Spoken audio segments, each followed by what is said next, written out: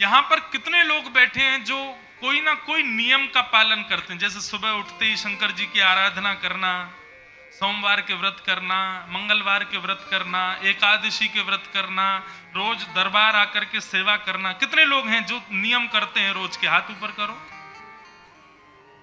लगभग सभी हैं। सब कोई ना कोई नियम करते हैं। और जितने लोगों ने हाथ खड़े नहीं किए वो भी साल भर में जन्माष्टमी पर तो आप भी पूजा करते हो, रामनवमी पर आप भी कहीं ना कहीं कुछ ना कुछ करते हो, शिवरात्रि पर तो आप लोग भी घर में कुछ ना कुछ करते हो। अभी श्रावण आने वाला है, सब लोग शंकर जी पर देव बेलपत्र और महाराज दूध की धार और गंगा जल और सब लोग करेंगे ही। नवरात्रि में तो 9 दिन सभी लोग व्रत करते ही हैं। और कुछ नहीं तो कोई व्रत नहीं करते, नियम नहीं करते तो कभी अवसर मिले तीर्थ तो जाते हो, हरिद्वार जाते हो, वृंदावन जाते हो, कुछ नहीं तो बंबई में सिद्धि विनायक जाते हो। कुछ भी धर्म कर्म के कार्य सब करते हैं हम लोग, इसीलिए कथा में बैठे हैं।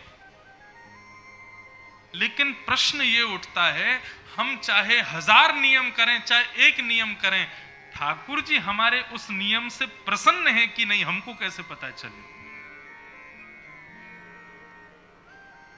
यहां पर कितने लोग ऐसे बैठे होंगे जिनका रोज का नियम होगा, सुबह उठते ही पहले पूजा करेंगे, फिर कोई जल अन्न ग्रहण करेंगे, सुबह उठते हनुमान चालीसा करेंगे, फिर कोई भी नियम हो। लेकिन आपके उस नियम से हनुमान जी प्रसन्न हैं, भोले बाबा प्रसन्न हैं, आपके सदगुरुदेव प्रसन्न हैं, श्याम सुंदर आपकी उस सेवा को स्वीकार कर रहे हैं, इसका क्या प्रमाण है आपके पास? भारत में 125 करोड़ जनसंख्या, पूरे विश्व की 8 अरब से ज्यादा जनसंख्या, और ये तो केवल मानवों की गिनती है।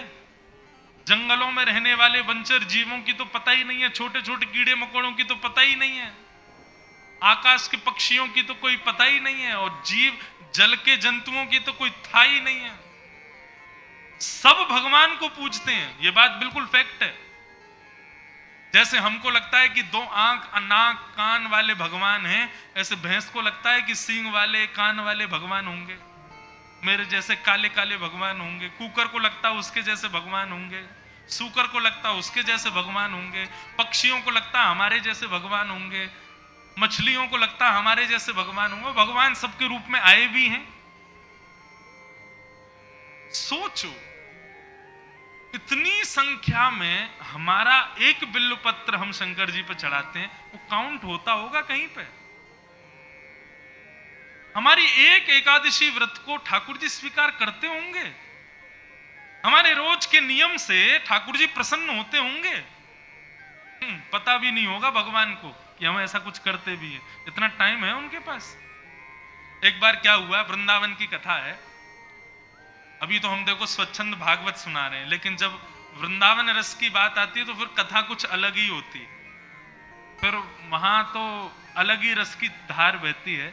लेकिन थोड़ा सा उसका वर्णन करूं, हमारे यहाँ 3 कुंज हैं, कुंज, निकुंज और निभृत निकुंज।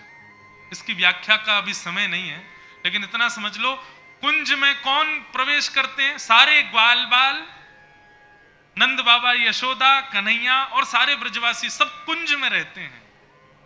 लेकिन जब निकुंज की बात आती है तो निकुंज में केवल श्री किशोरी जी, श्याम सुंदर और अष्ट सखियां, ग्वाल बाल, नंद बाबा, ब्रजवासियों का प्रवेश निकुंज में नहीं है। लेकिन जब निभृत निकुंज की बात आती है तो निभृत निकुंज में केवल और केवल श्याम सुंदर और किशोरी जी, और कोई नहीं। एक बार ठाकुर जी निभृत निकुंज में बैठे थे, इतने में ब्रह्मा को बहुत इंपॉर्टेंट काम आ गया भगवान से। ब्रह्मा कौन है? जो पूरी पृथ्वी को, पूरे ब्रह्मांड को चलावे, वो ब्रह्मा, जिसके 4 मुंह हैं। ब्रह्मा जी को कोई बात पर मीटिंग करनी थी भगवान से, बहुत इंपॉर्टेंट बात थी। ब्रह्मा जी गए वैकुंठ, वैकुंठ में भगवान मिले नहीं, पूछा कहां हैं? बोले भगवान तो साकेत में हैं, लीला करने गए किशोरी जी के साथ। साकेत में गए तो जैसे वैकुंठ में द्वारपाल जय विजय हैं, ऐसे साकेत में द्वारपाल ललिता और विशाखा, भगवान की सखियां। दोनों ने ब्रह्मा जी को रोक दिया। बोले कहाँ जा रहे हो ब्रह्मा जी? बोले हमने सुना है ठाकुर जी भीतर लीला कर रहे हैं। बोले हाँ लीला कर रहे हैं अभी। बोले मुझे अंदर जाना है, बहुत जरूरी काम है। ललिता विशाखा बोली देखो ये निवृत्त निकुंज है, यहां पर साधारण व्यक्तियों का प्रवेश नहीं है। ब्रह्मा जी मुस्कुरा करके और व्यंग में हंस करके बोले मैं साधारण व्यक्ति नहीं हूं, जगत नियंता जगदाधार मैं भी हूं। इस सृष्टि के एक एक कण को मैंने बनाया है, कि पृथ्वी पर जितने लोग हैं सबको मैंने निर्माण किया, मैं ब्रह्मा हूं। ललिता ने एक लिस्ट निकाली, खूब मोटी लिस्ट थी, और लिस्ट निकाल करके बोली आप कौन से ब्रह्मांड के ब्रह्मा हो जरा बताइए। बोले कौन से ब्रह्मांड के एक ही तो ब्रह्मांड है। ललिता बोली इधर आ। बोले भगवान के शरीर में जितने रोए हैं ना, रोए कहते हैं इनको, बोले ठाकुर जी के जितने रोए हैं उस प्रत्येक रोए की पहले काउंटिंग करना, और उस प्रत्येक रोए में एक रोए के अंदर 1 करोड़ ब्रह्मांड है। ऐसे ठाकुर जी के कितने रोए हैं और उसमें कितने ब्रह्मांड है। अब तुम कौन से ब्रह्मांड के ब्रह्मा हो बताओ जरा। ब्रह्मा जी को चक्कर आ गए, वहीं मूर्छित होके गिर गए। बोले मुझे पता ही नहीं था कि मेरे जैसे करोड़ों नहीं अरबों खरबों ब्रह्मांड और भी हैं, और वहां के ब्रह्मा अलग अलग और हैं। विचार करो, केवल हमारी पृथ्वी है, हमारा यूनिवर्स है, हमारा ही सब कुछ है, यही मत सोचिए। ना जाने ऐसे कितने और हैं। इसको आप कभी श्रीमद् भागवत में लिखा है तुमको जो दिख रहा है केवल उतने में रहो, ज्यादा बुद्धि घुमाओगे तो सतुबाल बुद्धि, पागल हो जाओगे, ठाकुर जी को कभी समझ नहीं पाओगे। ऐसी ना जाने कितनी पृथ्वी है और उन कितनी पृथ्वियों में कितने लोग रहते हैं, हमको कुछ पता ही नहीं है। अभी हमने केवल अभी 9 ग्रह वाले पूरे ब्रह्मांड को देखा है, खोज की है। भागवत की साइंस यदि खोल करके बैठ गए तो आज के साइंस पढ़ने वाले सिर पे दर्द हो जाएगा उनके, ऐसे ऐसे वर्णन है। तो विचार करो, इतने ब्रह्मांड, उन ब्रह्मांडों में इतने लोग, 8 अरब तो हमारी पृथ्वी पे ही हैं। इस बीच में हम एक हनुमान चालीसा पाठ करके हम कहते हैं हम भक्त हो गए। ठाकुर जी ने उसको स्वीकार किया कि नहीं, ये कैसे पता चले? कभी कभी तो मुझे भी संशय हो जाता है कि हम इतनी कथा करते हैं, ठाकुर जी को पता भी होगा कि कोई इंद्रेश नाम का व्यक्ति है? इतने लोग हैं संसार में। लेकिन यहां इस श्लोक में इस बात का प्रमाण दिया है कि यदि कोई व्यक्ति अपने कोई नियम करता है, साधन करता है, सेवा करता है, और वो जानना चाहे कि मेरे नियम साधन सेवा ठाकुर जी स्वीकार करते हैं, तो वो इस प्रैक्टिकल को अपना ले। क्या कि धर्मस्वनिष्ठितः पुंसां विश्वक्सेन कथासु यः नोत्पादयेदधिरतिं श्रम एव हि केवलम्। सूत जी महाराज कहते हैं, बोले भैया आपके धर्म व्रत नियम अनुष्ठान, अभिषेक तीर्थ यात्रा कथा श्रवण आदि, इन सबको ठाकुर जी स्वीकार करते हैं। इसका केवल एक ही प्रमाण है, नोत्पादये दधिरतिम श्रम एव हि केवलम। किसी सत्संग में जाकर के बैठिएगा, किसी कथा में जाकर के बैठिएगा, अगर उस कथा में बैठने पर आपका मन उस कथा में लगने लग जाए तो समझ जाना आपके द्वारा किए गए व्रत नियम अनुष्ठान सबको ठाकुर जी स्वीकार करते हैं, वो सब स्वीकार होते हैं। और कथा में बैठ के यूं लगे अरे यार ये व्यास जी तो खत्म ही नहीं कर रहे हैं, कब पूरा करेंगे, कब बजे 9 हम उठ के जाएं, बढ़िया दाल पकवान खाएंगे, जल्दी से चाय की इच्छा हो रही है, कोई चाय बना लावे। पांव से बैठा नहीं जा रहा है, कभी यूं बैठ रहे हैं, कभी यूं बैठ रहे हैं, कभी कुछ कर रहे हैं। ये बार बार कथा के बीच में विचलन होना, ये कथा के बीच में विचलित होना, ये इस बात का प्रतीक है कि हमारे नियम ठाकुर जी ने स्वीकार नहीं किए। लेकिन कोई व्यक्ति कथा के प्रारंभ में आके बैठा और आरती होने पर ये बोले हो गई कथा, 9 बज गए, समझना, उसके सारे धर्म कर्म नियम व्रत अनुष्ठान तीर्थ यात्रा वो जो भी करता है सब ठाकुर जी स्वीकार करते हैं। क्यों? क्योंकि कथा प्रारंभ होते ही वो देहाभिमान से शून्य हो जाता है। और ये बात कोई मैं नहीं कह रहा हूं, श्रीमद् भागवत स्वयं कहती है। किसी तिलकधारी को देख करके, किसी धोती वाले को देख करके, किसी वैष्णव को देख करके आपके मुखमंडल पर प्रसन्नता आ जाए, समझना कि आपके नियम को ठाकुर जी स्वीकार करते हैं। कहीं वृंदावन की चर्चा हो रही हो,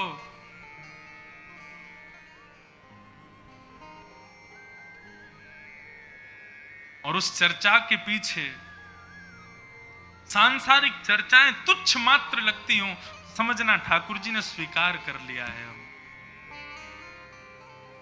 बगल में कोई मनोरंजन का कार्यक्रम चल रहा हो, आप उसको छोड़ कथा को प्रायोरिटी देते हो, अपने अपने बहुत जरूरी कामों को छोड़ करके अपने गुरुदेव की सेवा को प्रायोरिटीज देते हो, ऐसा आपका स्वभाव है, समझना ठाकुर जी प्रसन्न हैं आपसे।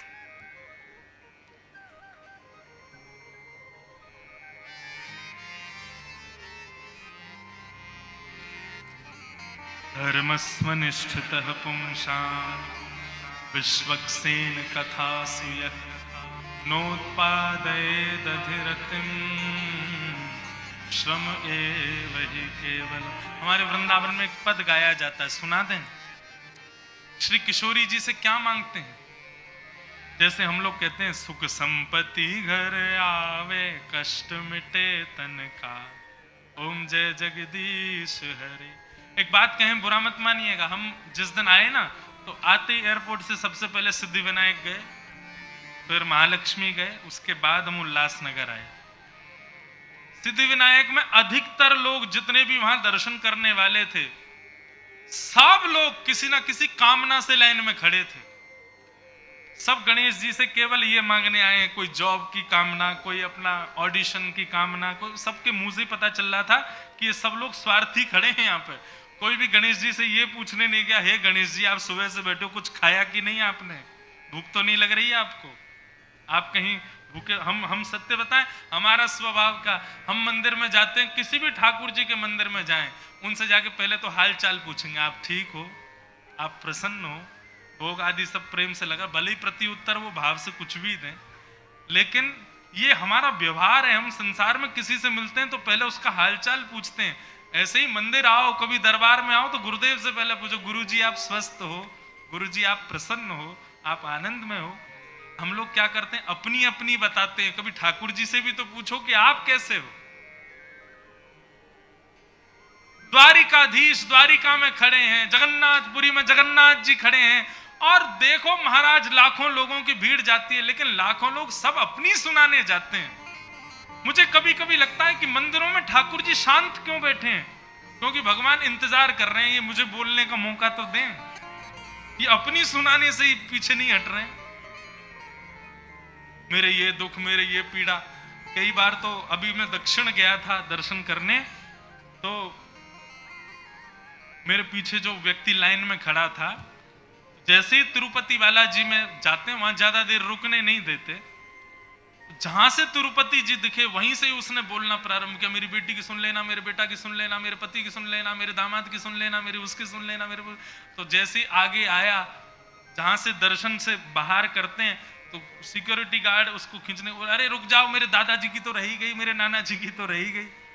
ऐसे ही लोग गंगा जी स्नान करने जाते हैं तो कई लोगों को आप देखोगे एक डुबकी, दो डुबकी, बोले क्यों भैया एक आदमी काम हो जाएगा, नहीं नाना नानी की रह गई, अभी तो दादा दादी की रह गई, पड़ोसियों ने कहा था हमारी डुबकी भी लगा देना। लगे महाराज काउंटिंग और करते हैं कितनी डुबकी हो रही है हमारी। भाव है तो एक ही काफी है, और भाव नहीं है पड़े रहो गंगा जी में तो भी कुछ नहीं होगा।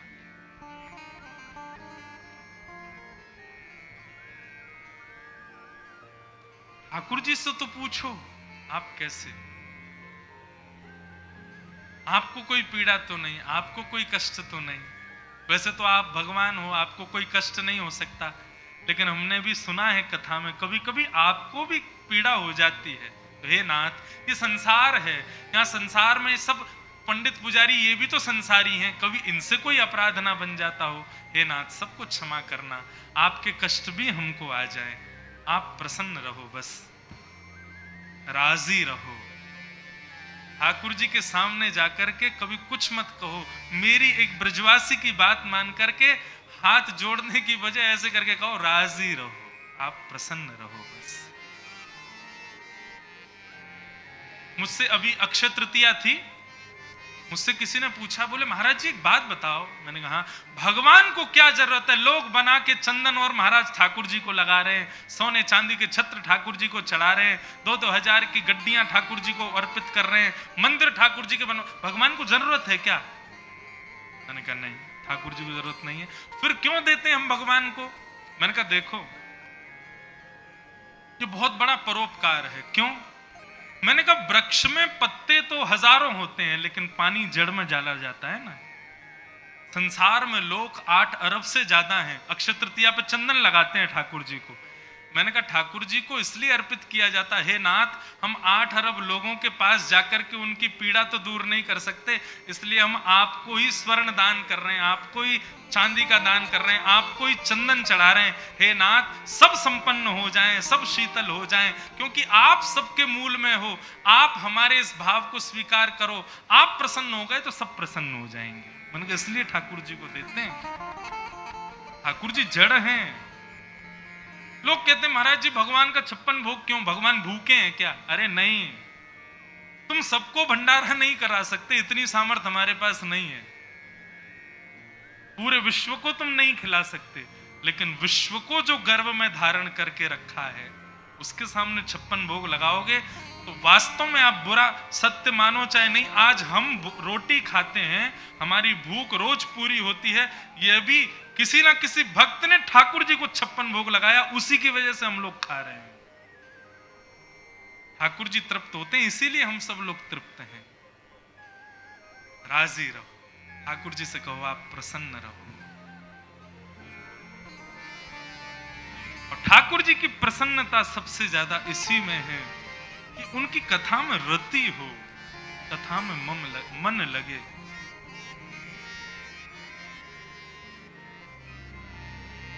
प्रथम रति संतन कर संगा, दूसर रति मम कथा प्रसंगा।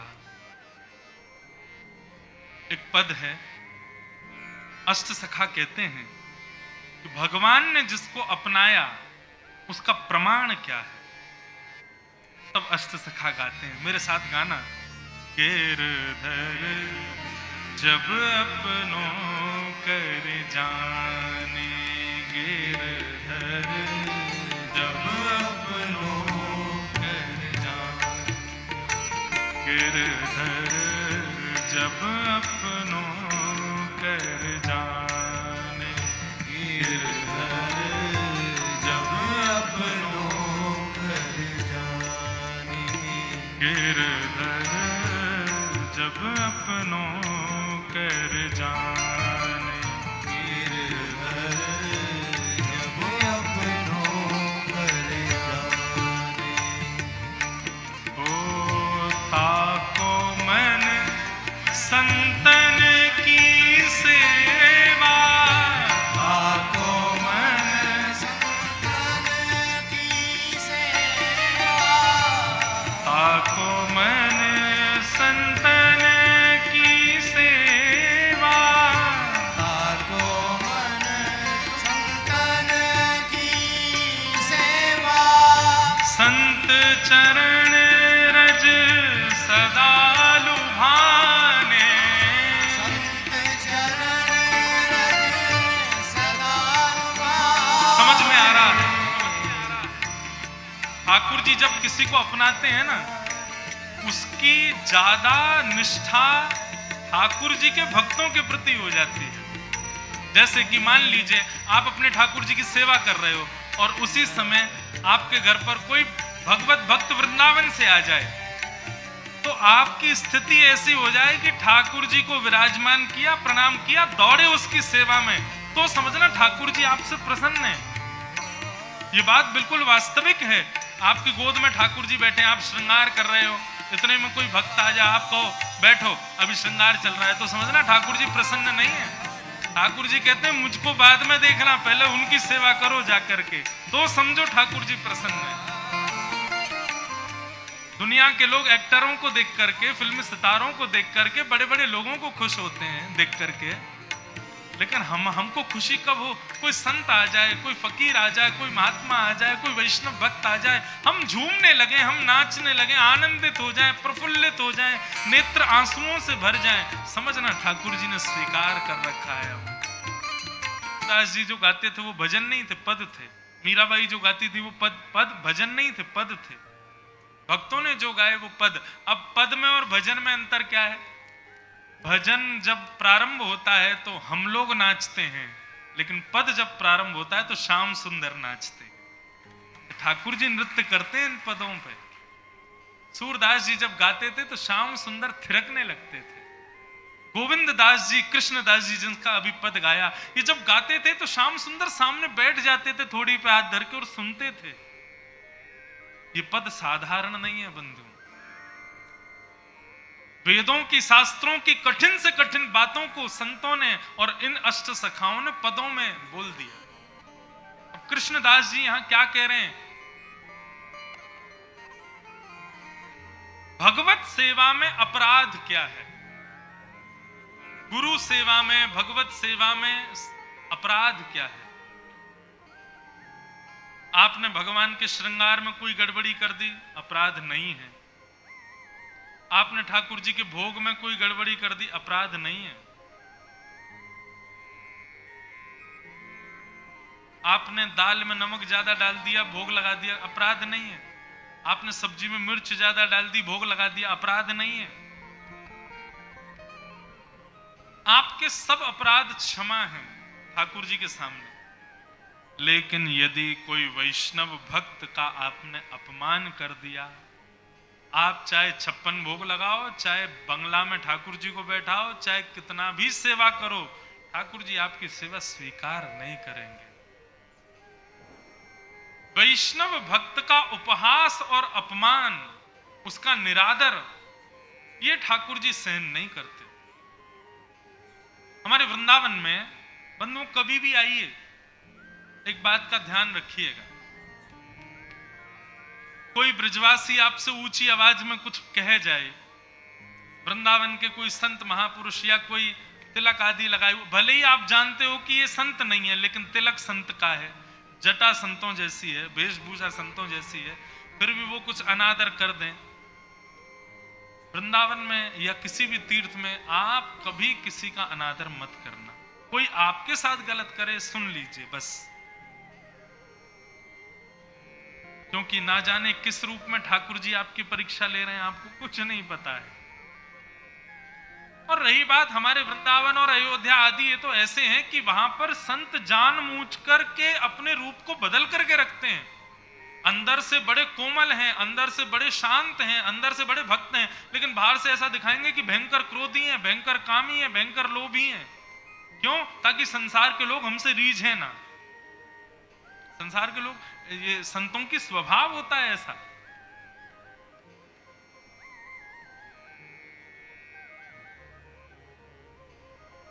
वृंदावन कभी भी आओ, किसी का अनादर मत कीजिएगा, चाहे कोई ब्रजवासी हो, चाहे कोई वहां का बालक हो, चाहे वो कोई वहां का कैसा भी व्यक्ति हो, मत करना। क्योंकि यत्र प्रविष्टो सकलोपि जंतु आनंद सच्चित घनताम उपैति, वृंदावन में प्रवेश करने के बाद एक कीड़ा भी भगवान का स्वरूप माना जाता है। एक बार एक संत थे, उनकी गुरु की बड़ी कृपा थी उनके ऊपर। गुरुदेव से जाके कहा कि गुरुदेव मुझे कुछ नहीं चाहिए, केवल एक भाव चाहिए, क्या? कि मैं जब जब नेत्र बंद करके बैठूं, श्याम सुंदर की लीला मुझको दिखने लग जाए, बस। मुझे संसार का चिंतन नहीं करना है, नंद नंदन का चिंतन करना है। गुरुदेव ने आशीष दिया और कहा कि तुमको एक नियम करना है। क्या नियम करना है? यमुना जी में स्नान करो, स्नान करने के बाद में यमुना जी की रज को अपने तन पर लगाओ और नेत्र बंद करके बैठ जाओ यमुना जी के तट पर, ठाकुर जी तुम्हारे अंतःकरण में प्रकट हो जाएंगे। यही करता था।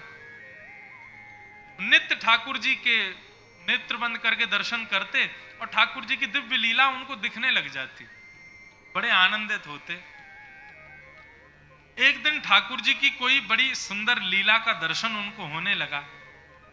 उस लीला में किशोरी जी ने कोई ऐसी लीला करी कि ठाकुर जी रूठ गए, और जैसे ही ठाकुर जी रूठे ना तो उस भक्त को बड़ी बड़ी जोर से हंसी आ गई कि बताओ किशोरी जी ने ऐसा कुछ कह दिया कि श्याम सुंदर रूठ गए। अब यहां तो ठाकुर जी का रूठना हुआ, भक्त जो मानसी में दर्शन कर रहा था उसका हंसना हुआ, और इतने में ही सामने एक ब्रजवासी, उसका एक पैर नहीं था, उसका निकलना हुआ। वो बेचारा लंगड़ा करके चल रहा था और ये जोर से हंसने लगे। अब हंसे तो किसी और बात पे थे, लेकिन उसको लगा कि ये शायद मेरी चाल पर हंस रहे। उसका परिणाम क्या हुआ? वो जो महात्मा बैठ करके ठाकुर जी की लीला का दर्शन कर रहे थे, उनको कुंज तो दिखाई दे रही है, वृक्ष वल्लरियां तो अंतःकरण में दिखाई दे रहे हैं, लेकिन उनके नीचे बैठे श्याम सुंदर जो लीला कर रहे थे, वो श्याम सुंदर वहां से अंतर ध्यान हो गए। खूब खोजा लेकिन ठाकुर जी नहीं मिले। नेत्र खोल करके यमुना जी में स्नान किया, फिर से ब्रजरज को लगा के नेत्र बंद किया, कुंज दिखाई दे रही है, ठाकुर जी की आवाज सुनाई दे रही है, किशोरी जी की आवाज सुनाई दे रही है, लेकिन ठाकुर जी प्रत्यक्ष दिख नहीं रहे। विचलित हो गया, अपने गुरुदेव के पास गया, बोले गुरुदेव मेरे ठाकुर जी अंतर ध्यान हो गए हृदय से। गुरुदेव बोले तुमने किसी वैष्णव का, भक्त का या ब्रजवासी का उपहास तो नहीं किया, उसका अपमान तो नहीं किया? बोले नहीं किया महाराज। बोले क्या हुआ था सही सही बताओ। उसने पूरी बात बताई। बोले मैं जोर से हंसा, उसके बाद में ठाकुर जी अंतर ध्यान हो गए। बोले जब तुम हंसे तो तुमने नेत्र खोल करके देखा, तुमको कोई दिखा? बोले हाँ, थोड़ी दूर पर एक विकलांग एक व्यक्ति चलता हुआ दिख रहा था। बोले बस यही हुआ। तुम तो हंसे थे लीला पर, लेकिन उसको लगा कि तुम उसकी दुर्बलता पर हंसे हो, इसीलिए तुम्हारे हृदय से ठाकुर जी अंतर ध्यान हो गए। वो ब्रजवासी है, उसके हृदय को ठेस पहुंची है तुम्हारी बात से, इसलिए ठाकुर जी चले गए हैं। बोले इसका निधान क्या है गुरुजी? बोले इसका एक ही निधान है, वृंदावन में जितने ब्रजवासी हैं सबका भंडारा करो और सबको अन्नदान करके भंडारा करा के सब ब्रजवासियों के चरणों में दंडवत प्रणाम करके सबसे क्षमा मांगो, सबसे क्षमा मांगो। जिसका तुमने अपमान अपराध नहीं किया उससे भी क्षमा मांगो। और जब तक तुम्हारे हृदय में ठाकुर जी प्रकट ना हो तब तक अपने आंखों के आगे दिखने वाले हर ब्रजवासी को प्रणाम करो, सबसे क्षमा मांगो। जब पूरे वृंदावन के ब्रजवासी तुमको क्षमा कर देंगे तब ठाकुर जी पधारेंगे। और उस भक्त ने यही नियम अपनाया। वर्षों तक सामने चाहे बालक आ जाए, सामने चाहे कोई व्यक्ति आ जाए, कोई भी दिखता उसके चरणों में प्रणाम करता, उसको कुछ दान दक्षिणा देता और कान पकड़ के कहता मैं बहुत पापी हूं, मुझे क्षमा कर दो। ब्रजवासी बोलते अरे भैया ऐसे काय को करे, आजा गले लग जा हमारे। अरे तू हम तो क्षमा काय को मांग रहा हो भैया, तेरी कोई गलती थोड़ी है। ब्रजभाषा समझ आ रही है?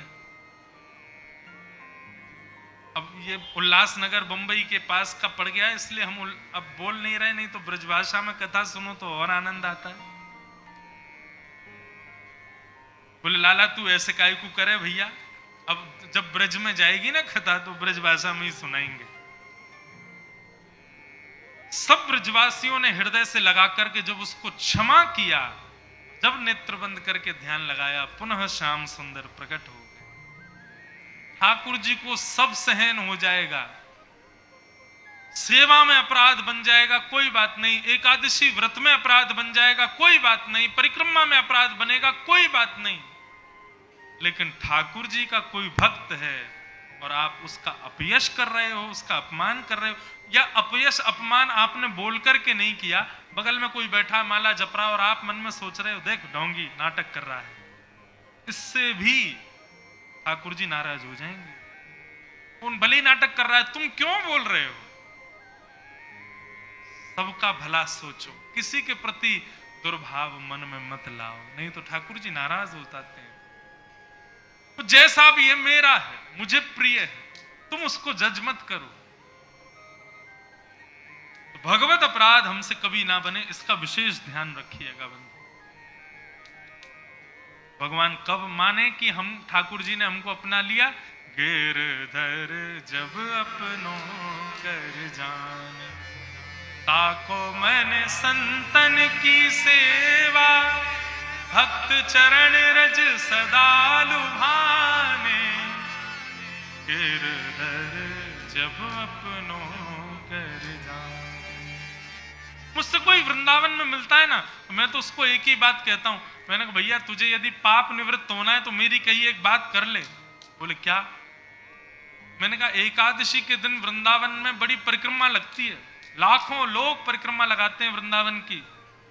मैंने कहा उस समय परिक्रमा मार्ग में जाके लाखों लोगों की चरण धूलि को किसी डिब्बा में रख के ले जाना और रोज सुबह उठ के अपने माथे से लगाना।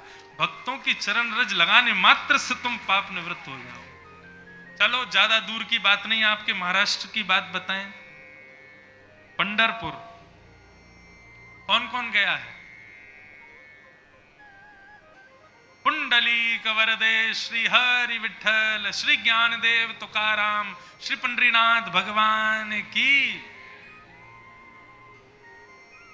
पंढरपुर का एक वैचित्र बताऊं आपको।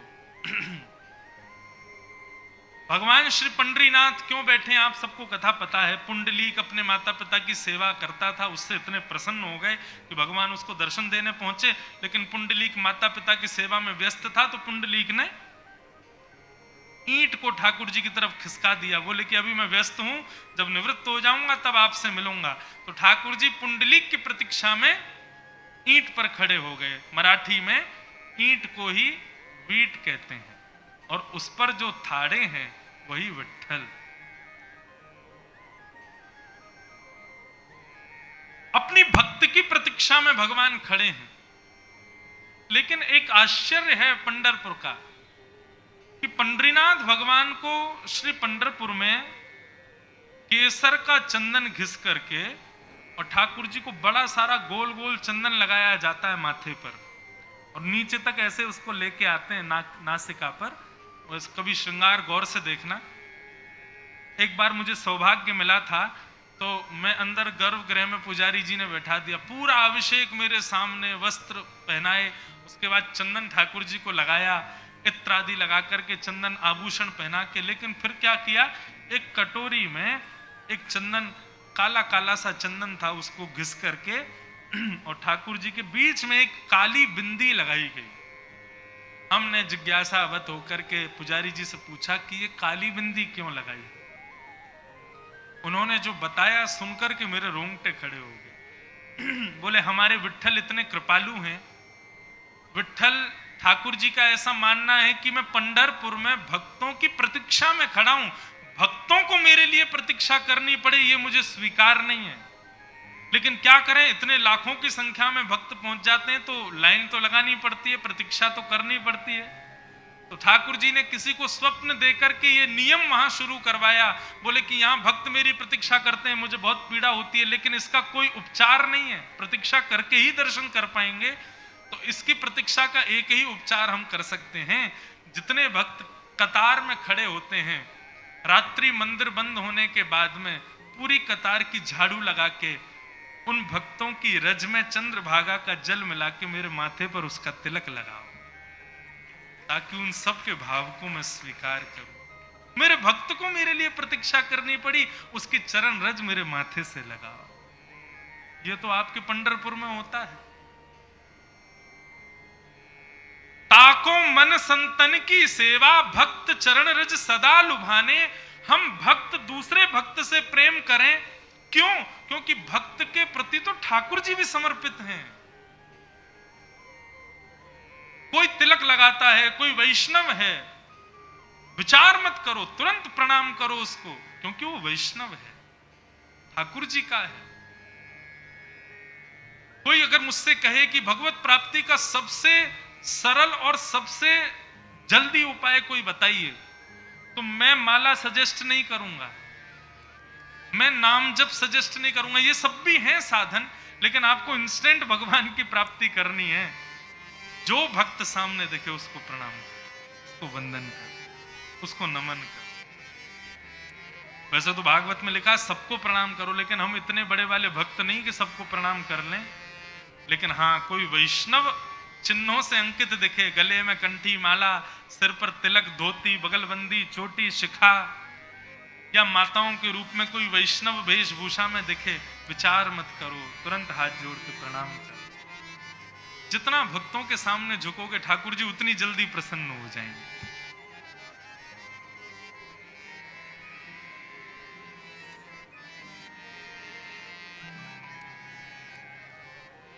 समझ में आ गया ठाकुर जी कब मिलते हैं?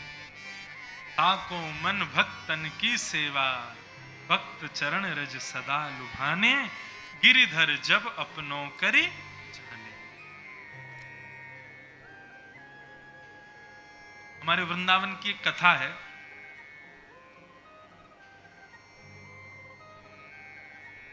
एक भक्त रहता था वृंदावन में।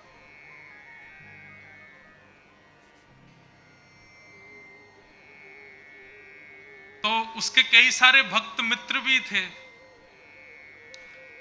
जब वो उन सबके बीच में आता था तो बड़ा विलंब से आता था, दोपहर हो जाने के बाद में आता था। एक बार सबने उससे पूछा, भाई तुम एक बात बताओ, इतनी देर करते क्या हो तुम, इतने समय कैसे लग जाता है? बोले मैं अपने नियम करके आता हूं, मेरे घर पे ठाकुर जी के बहुत सारे स्वरूप हैं, उनकी सेवा करके आता हूं।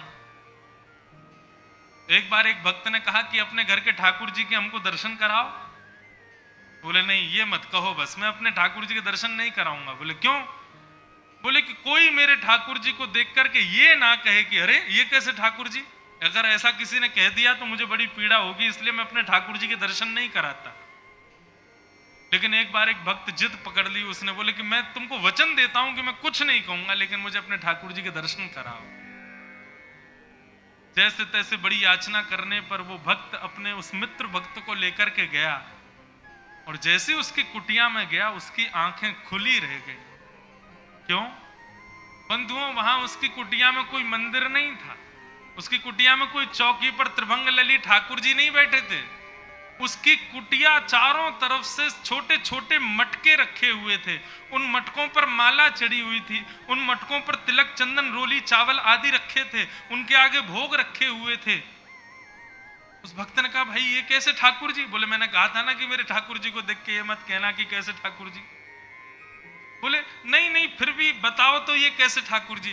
बोले वृंदावन में जितने संत आते हैं सबके चरण धोकर के मटके में भर लेता हूं और नित्य उन्हीं का ही सेवन और उन्हीं की पूजा करता हूं, ये मेरे ठाकुर जी, यही मेरा सर्वस्व है। ऐसी निष्ठा संत चरणों में, भक्त चरणों में जिसकी होती है, समझ लो ठाकुर जी उसके संग ही हैं बिल्कुल। कई लोग नियमों में निपुण होते हैं, कई लोग व्रत में निपुण होते हैं, कई लोग नाम जप में निपुण होते हैं, कई लोग साधना में निपुण होते हैं, लेकिन मेरी दृष्टि में और पूर्वाचार्यों की दृष्टि में भी सबसे बड़ा निपुण वो है जो भक्तों की सेवा में निपुण है। और एक बात कह दें, मैं कोई आप सबके बीच में बैठा हूं इसलिए कह रहा हूं ऐसा नहीं है, लेकिन भक्तों की सेवा की निपुणता ठाकुर जी ने सिंधी समाज को बहुत अच्छे से दी। हम सब जगह कथा करने जाते हैं, लेकिन जैसी सेवा सिंधी लोग करते हैं वैसी सेवा कोई नहीं करता। चाहे यहां उल्लासनगर में ही हो, हम जिनके यहां रुके हैं वो भी खूब भाव से, आप सब लोग भी खूब भाव से, या जहां कहीं भी सिंधी समाज के लोग मिलते हैं इतनी सेवा करते, ऐसे पलकों पर बैठा के रखते, पता चल जाए वृंदावन से आए हैं तो महाराज बिल्कुल इतने नतमस्तक हो जाते हैं, तो देख करके लगता है कि जरूर ठाकुर जी ने स्वीकार किया है इनको।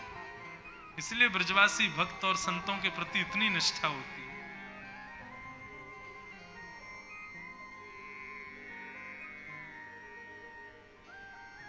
इस प्रकार सूत जी महाराज वर्णन कर रहे हैं आगे 24 अवतारों का वर्णन किया। 24 अवतारों का वर्णन करते हुए भागवत की रचना कैसे हुई ये कथा सुनाई गई।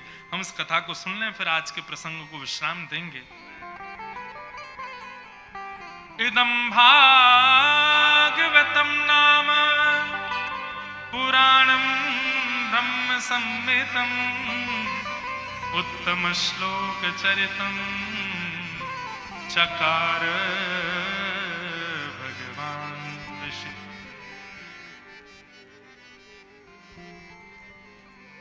बंधुओं, ये भागवत नाम का ग्रंथ है।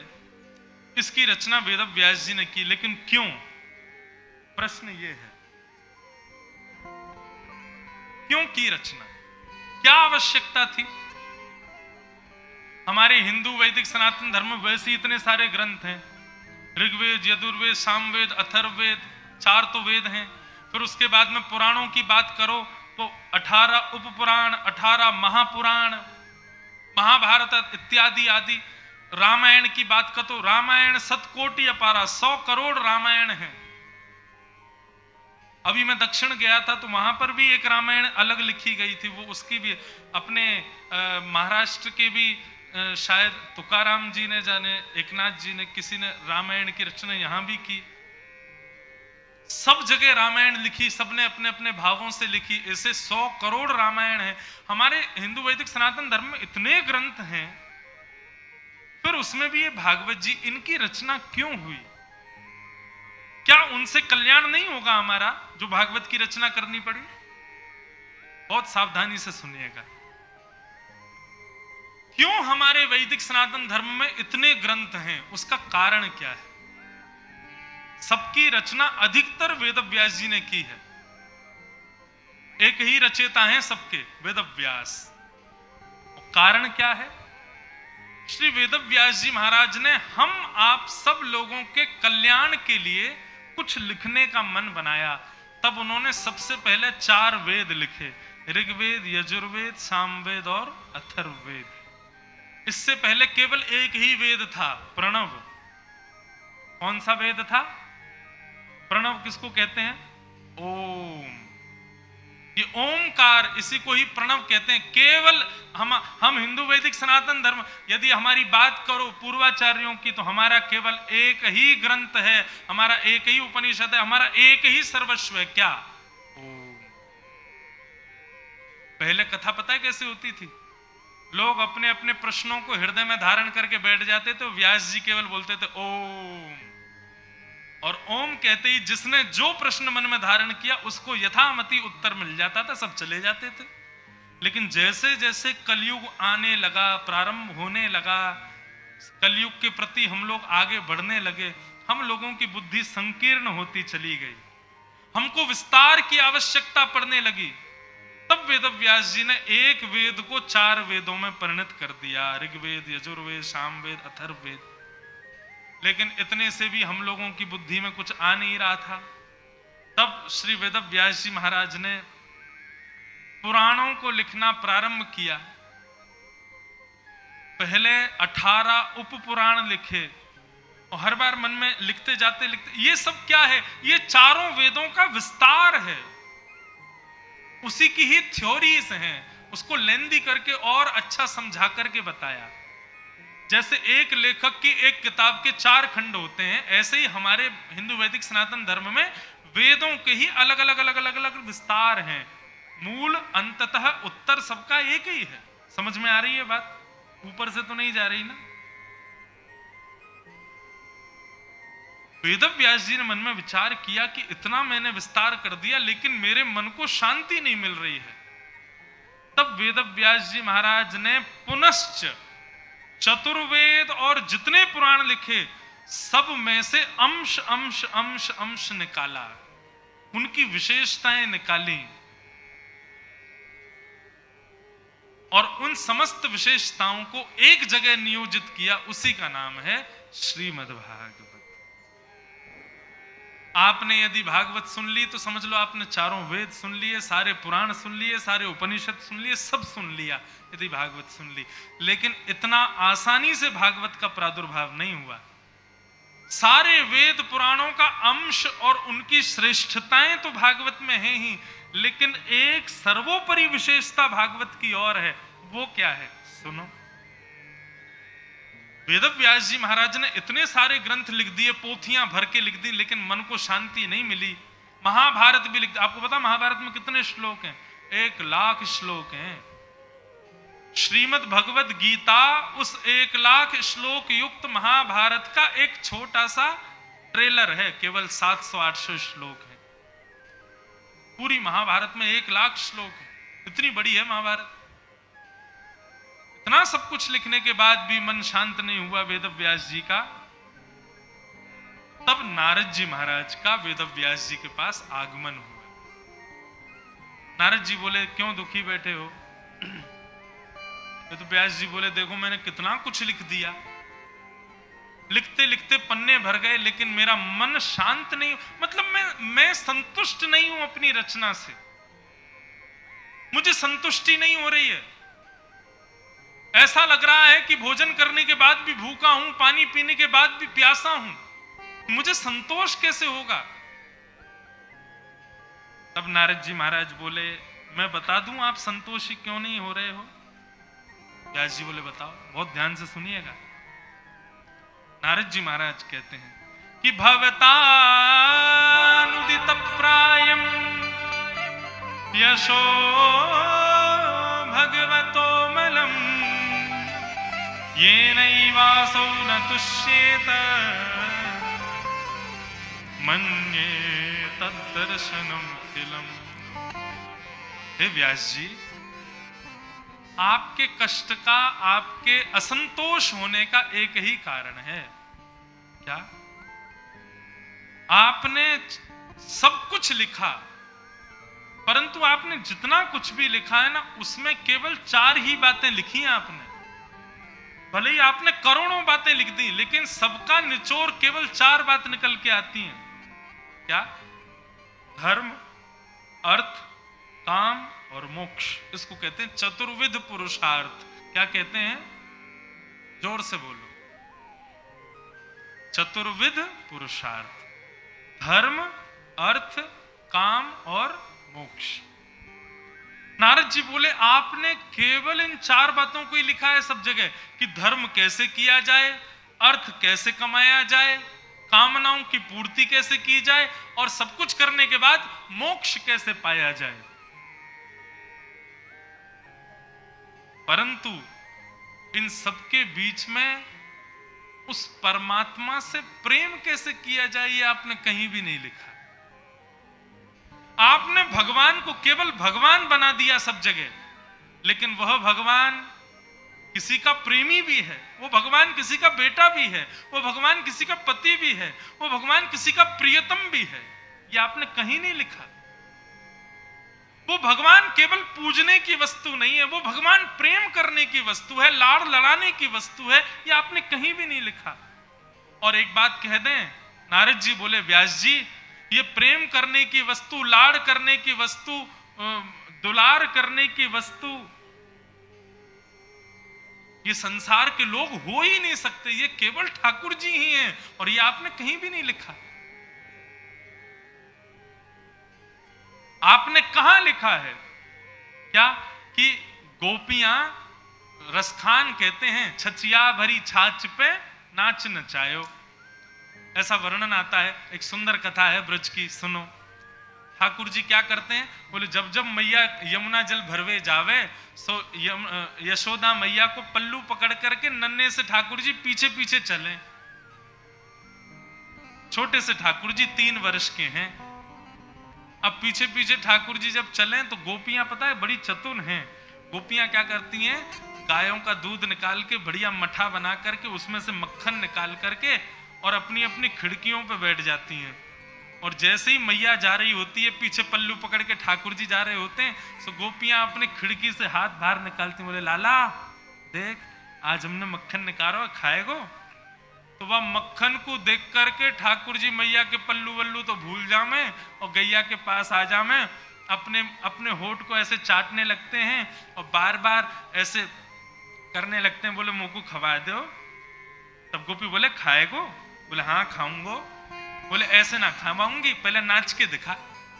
सो नन्हे से कन्हैया उस गोपी के घर के मक्खन को खाने के प्रलोभन में उनके आगे नाचने लग जाते हैं। कोई गोपी कहती है बंदर की तरह खो खो करके दिखा। तो वही परब्रह्म परमात्मा जगदाधार जगदीश्वर जिसकी भृगुटी टेढ़ी करने पर इंद्र भी थर थर कांपते हैं, वो उन गोपियों के यहां पर बंदर बनकर के नाटक करते हैं। क्यों? केवल मक्खन खाने के लिए। आपने कहां लिखी ये बात? व्यास जी बोले ये तो कहीं नहीं लिखी। बोले इसीलिए आपका मन अशांत है। आपने ऐसा कुछ भी नहीं लिखा जिसको सुनकर के मानव ठाकुर जी से प्रेम कर सके। व्यक्ति धर्मात्मा कैसे बने आपने बता दिया। व्यक्ति अर्थ ज्यादा कैसे कमाए आपने बता दिया। व्यक्ति कामनाओं की पूर्ति कैसे करे आपने बता दिया। व्यक्ति मुक्ति को कैसे प्राप्त करे आपने बता दिया। लेकिन व्यक्ति प्रेम कैसे करे आपने कहीं नहीं बताया। श्याम सुंदर का हो जाए आपने कहीं नहीं लिखा, इसलिए आपका मन अशांत।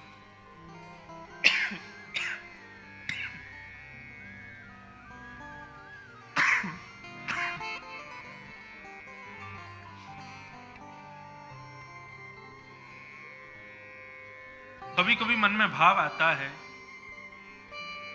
यदि भागवत की रचना नहीं हो रही होती है ना, शायद हमें कभी मीराबाई नहीं मिलती। श्रीमद् भागवत की रचना नहीं होती तो शायद कभी सूरदास नहीं होते। श्रीमद् भागवत की रचना नहीं हुई होती तो शायद कभी कबीरदास नहीं होते। और कहां तक कहें, यदि भागवत की रचना नहीं होती तो आज उल्लासनगर में हम आप सब लोग भी नहीं मिलते। ठीक है, धर्म अर्थ काम मोक्ष करने वाले हम सब लोग होते, लेकिन उस प्रेमी की प्रेम गाथाओं को सुनने के लिए हम लोग कभी नहीं बैठते। और शायद ये दरबार भी नहीं होता, क्योंकि मूल में सब उत्पन्न तो प्रेम से ही हुआ है ना। और जब प्रेम ही नहीं होता, श्रीमद् भागवत को एक शब्द में कह दूं तो कोई अतिशयोक्ति नहीं है।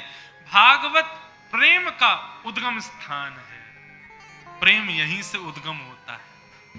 प्रेम की धार, प्रेम की नदी का उद्गम स्थल है ये व्यासपीठ। यहीं से प्रारंभ होता है प्रेम।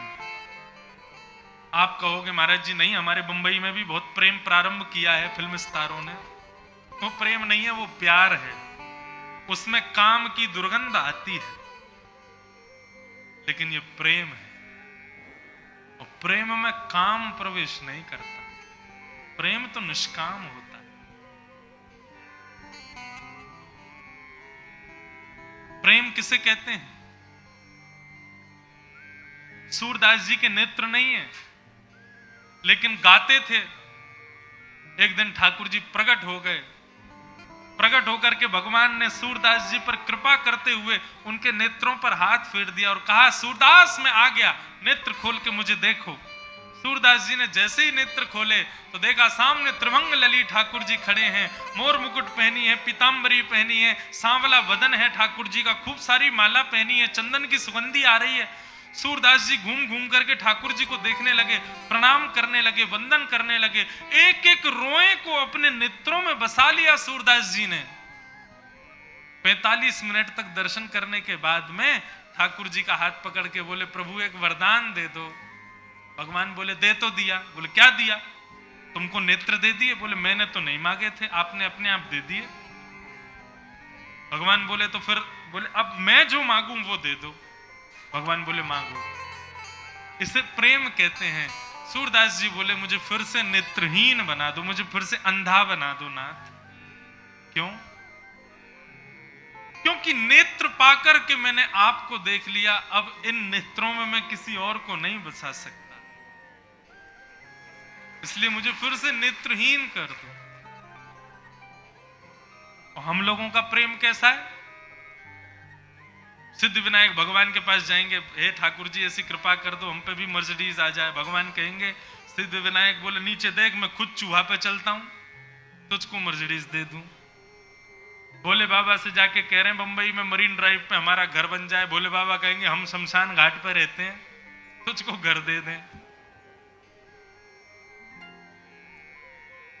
प्रेम में कुछ आकांक्षा नहीं होती।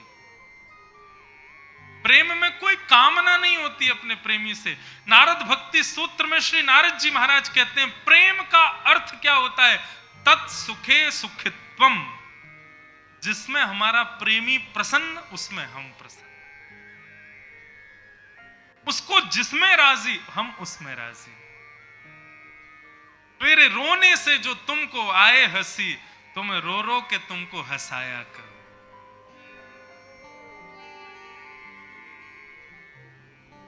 ये प्रेम है। आजकल का प्यार कैसा? मुझे जो अच्छा लगता है वो तुमको भी लगना चाहिए, मुझे ये बढ़िया लगता है ये तुमको भी लगना चाहिए, ये प्यार है? नहीं, प्रेम में तो सामने वाले को जो प्रिय है। और एक बात बोलूं, प्यार शब्द हमारे आपके लिए है, लेकिन जब बात प्रेम की आती है ना, तो केवल ठाकुर जी से हो सकता और किसी से नहीं हो सकता। संसार में तो किसी से हो ही नहीं सकता। नारद जी महाराज ने समझाया वेद व्यास जी को, हे व्यास जी, आपके दुख का कारण, आपके कष्ट का कारण केवल एक है कि आपके हृदय में ठाकुर जी के, आपने अपनी रचनाओं में प्रेम को प्रकट करने वाली बातें नहीं कही, इसलिए आप निराश बैठे हो। उस प्रेम को प्रकट करा दो, आपका हृदय शांत हो जाएगा। तब प्रेम को प्रधान करते हुए श्री वेदव्यास जी महाराज ने कलम उठाई और उसके बाद जब रचना की, तब श्रीमद् भागवत की रचना हुई। बोलो भागवत महापुराण की जय। अब समझ में आ गया कि भागवत की रचना कैसे हुई और हमारे इतने सारे ग्रंथ क्यों हैं। वो ग्रंथ इसलिए इतने सारे हैं क्योंकि वेदव्यास जी के हृदय को संतोष नहीं हो रहा था, और श्रीमद् भागवत की रचना इसलिए हुई क्योंकि भागवत प्रेम से प्रकट हुआ, और प्रेम से प्रकट हुआ तो भागवत की रचना के बाद वेदव्यास जी के हृदय को शांति मिली। इसलिए भागवत अंतिम कृति है, भागवत के बाद कुछ भी नहीं लिखा गया हमारे शास्त्रों में। श्रीमद् भागवत विश्राम है। इसके बाद वेदव्यास जी ने अपनी कलम को किनारे रख दिया, बोले अब कुछ लिखना शेष नहीं रह गया। प्रेम प्रधान ग्रंथ है श्रीमद् भागवत, प्रेम को प्रकट करता है। ऐसे प्रेम प्रधान ग्रंथ, प्रेम प्रकाश भागवत को हम प्रणाम करते हैं। भागवत जी की रचना हुई, वेदव्यास जी महाराज ने विचार किया भागवत की रचना तो हो गई, अब इसको घर घर में जन जन तक कैसे पहुंचाऊं। तब अपने पुत्र श्री सुखदेव जी को बुलाकर के वेदव्यास जी ने उनको भागवत का अध्ययन कराया, और उन्हीं सुखदेव जी ने ये भागवत की कथा राजा परीक्षित को सुनाई, और उनके द्वारा हम सब तक ये कथा गंगा बहती हुई आई है। उसका